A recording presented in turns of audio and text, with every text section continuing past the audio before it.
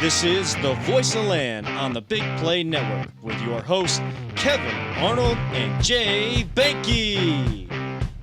Partners of ours, the Cleveland Crunch, 22-2 last night over the Cincinnati Swerve to go to 12-0, and talking with Admir Suljevic and Mikey Derazic after the game. Mikey with 6 goals.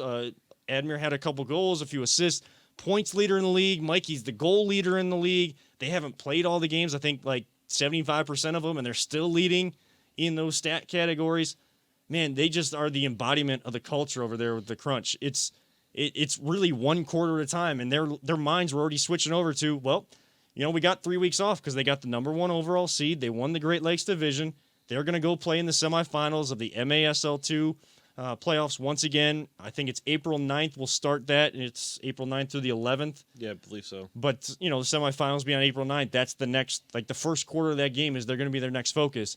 They're focused on how they're going to rest and recover and then get back to practice, stay focused, because this is the craziest statement that I made last night calling the game. And I do want to say some thanks in just 1 second, but I said that an undefeated team, 11-0 at the time and now 12-0, is somehow playing their best soccer, the best of their sport throughout the season. They're playing at their best when it matters most, and yet they're undefeated and had like a plus going in. I think it was like plus 79 goal differential. That's 90, almost 100 now. So they're just ascending upward the whole time. Oh, basically. yeah.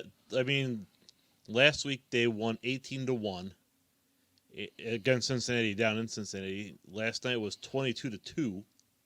Yeah. And it was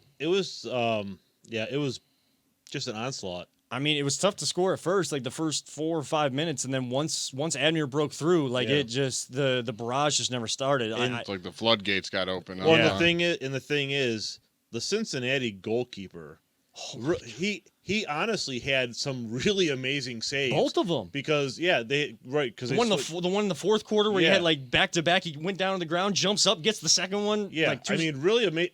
So the score could have been a lot worse. Yeah, because they just overpowered. It was just amazing. It's a machine that just keeps on rolling. The ball movement, you know, always say the common adage, whether it's basketball or anything where you're moving the ball around, ball moved faster by the pass than the dribble. It really did, and they were just the ball was just hopping person to person last night. The player movement in and out. They knew that they were going to bring all 5 of their players and just try to make this wall. It didn't matter. You could have put probably 7 players out there for Cincinnati to try to get in front of the goal, and I don't know, like that scoreline probably would have been pretty similar. And I just want to take an opportunity to thank the Cleveland Crunch organization for not only giving LPV Productions and myself an opportunity to be a part of it, but to partner with us and allow us to kind of, I guess self-promote in a way for the post-game show.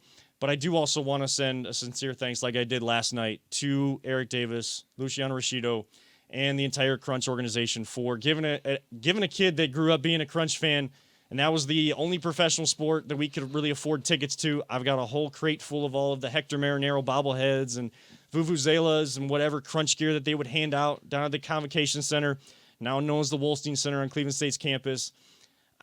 I just got to thank you for giving me an opportunity to be the voice of the team that I grew up in, a sport that I absolutely love. I mean, it almost brings tears to my eyes because I feel so humbled that I would be kind of put in a position like that and have an opportunity. Like it's credit to the team. It's a credit to the organization. It's a credit to your hard work. And it's a credit to Peter and Jacob, his son. We had AJ Marcinko and a student kind of coming in.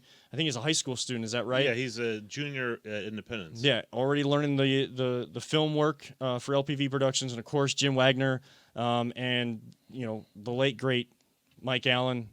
Always said all gas, no brakes. That's why we're kind of saying it at the end to honor him, because he really lived life that way, and he'd want us to keep going and keep doing this kind of stuff.